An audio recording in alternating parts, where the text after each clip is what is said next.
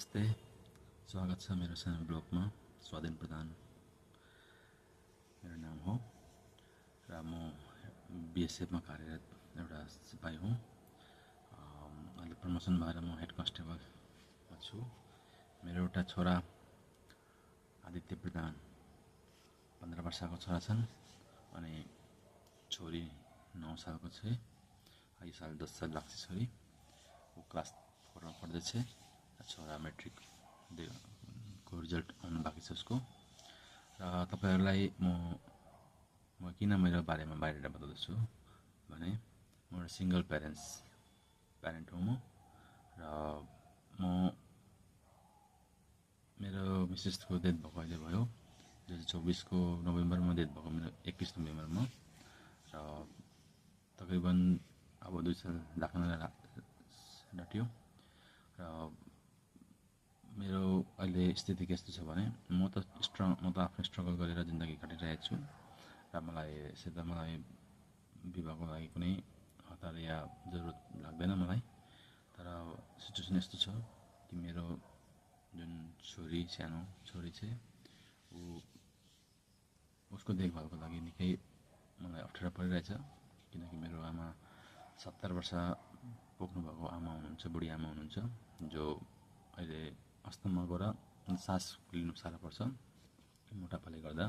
अनि मलाई बिपी सुगरको पनि प्रब्लम छ र उहाँलाई स्कुल छोड्नु ल्याउनु अप्ठ्यारो पर्ने हुनाले म कदमतला सिलगढीमा बस्छु र अप्ठ्यारो भएको हुनाले चाहिँ मैले उहाँलाई नानीहरूलाई सबैलाई म बाख्राकोटमै छोडेको छु। र मेरो नानीहरू उतै बाख्राकोटमै बस्छ र आमाले नसक्नु भएकोले गर्दा मैले मेरो दिदीकोमा नानीलाई पढाउनु म बाध्य भएँ र मेरो नानीलाई मैले मै पढाइरहेको छु बसाएर।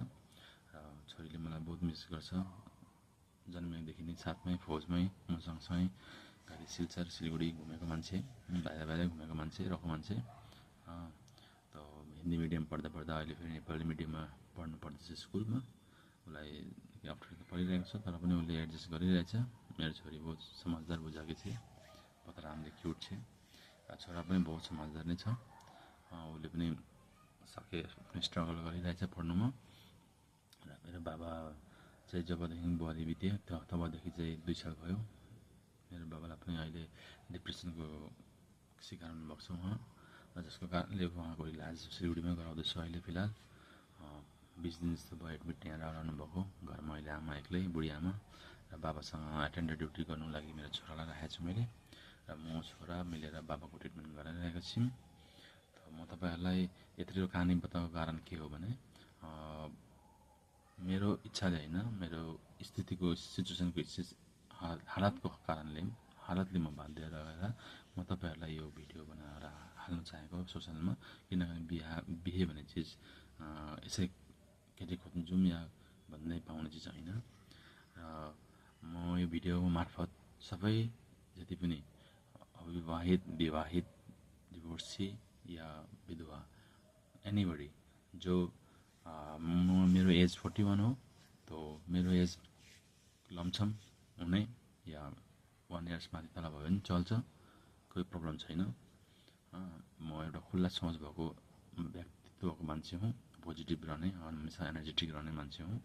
र मलाई त्यस्तो मेरो कुनै एक्स्ट्रा कुनै डिमान्ड छैन।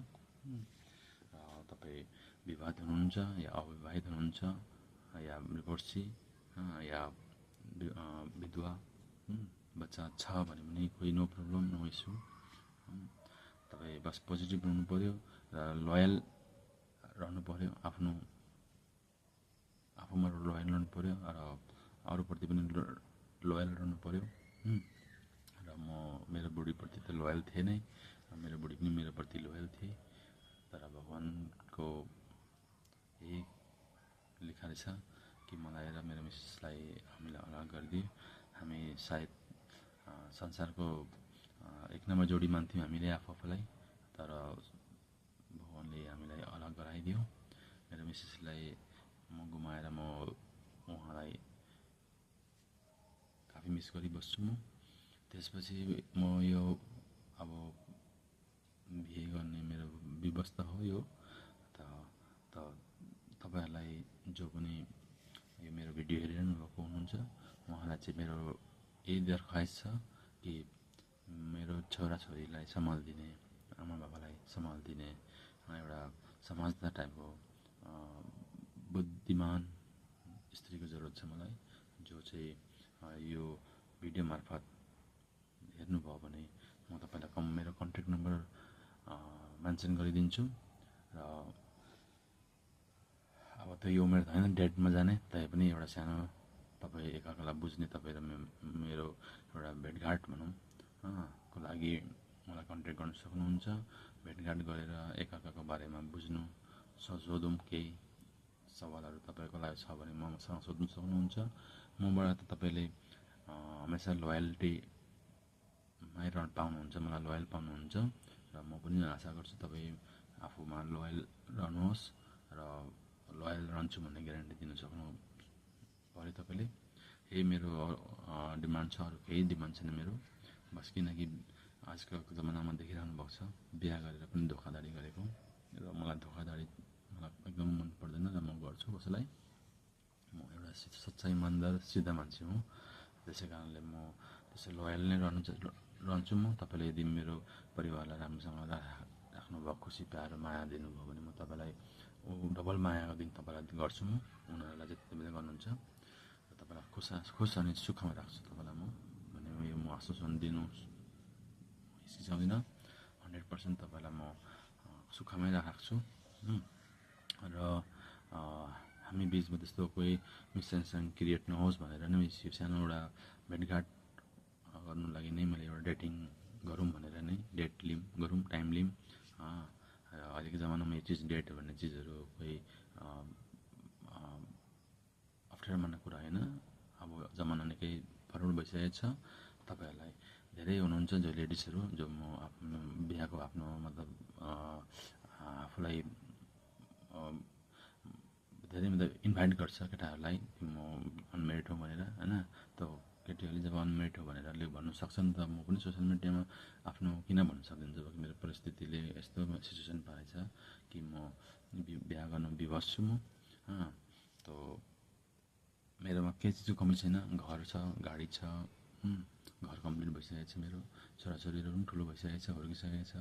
छोरा अब यो साल 17-16 कम्प्लिट गरेर 17 पनि लाग्छ छोरा पनि। त त्यसै कारणले छोरा पनि हुर्किसकेको छ, समझदार छ छोरा मेरो, नानीहरू पनि समझदार छ। बस घरमा सम्हालिदिने कोही छैनन्, त्यसै कारणले मैले विवश भएर एउटा पार्टनरको जरुरत महसुस गरेको मात्रै हो। र त्यसै कारणले चाहिँ तपाईँलाई यदि मेरो यो भिडियो मार्फत केही सुझाउ लाग्यो, ठिक लाग्यो भने, या तपाईँको नजरमा कोही एउटा प्रधान केटी नजरमा छ भने तपाईँ सजेस्ट गर्न सक्नुहुन्छ, यो भिडियो उहाँलाई सेयर गर्न सक्नुहुन्छ। र म अहिलेको जुन जमाना अनुसारको तपाईँहरूलाई यही भन्न चाहन्छु कि फ्रेङ्कली रहौँ, पोजिटिभ रहौँ। भेट्दा बात गर्दा केही अप्ठ्यारो छैन, बात गर्न सक्नुहुन्छ तपाईँ मसँग। र बात गरेर आफ्नो मनको केही बातहरू छ जो मिसअन्डरस्ट्यान्डिङ नरहने सवालहरू छ भने गरेर क्लियर गरिहाल्नुहोस्। मलाई बेसी पढालेखा या बेसी धनी या गरिब या त्यस्तो केही हेर्दिनँ म। तपाईँ गरिब परिवारमा हुनुहुन्छ भने पनि तपाईँलाई स्वागत छ, नो प्रब्लम। तपाईँ एजुकेटेड हुनुहुन्छ या कम पढालेखा हुनुहुन्छ त्यो पनि मलाई म्याटर गर्दैन। बस समझदार हुनु पऱ्यो तपाईँ, अनि लोयल हुनु पऱ्यो, अनि नानीहरूप्रति माया गर्न सक्ने कान्छी आमा हुनु पऱ्यो।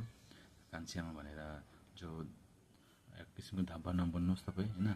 र कान्छी आमा बन्ने भएपछि पनि काफी जिम्मेदारी आउँछ तपाईँमाथि। त्यही निभाउनु सक्नुहुने, हिम्मत गर्नु सक्नुहुने स्त्रीको लागि चाहिँ यो मेसेज हो मेरो लागि हो। र यो भन्दै म मेरो सानो भिडियो समाप्त गर्दछु।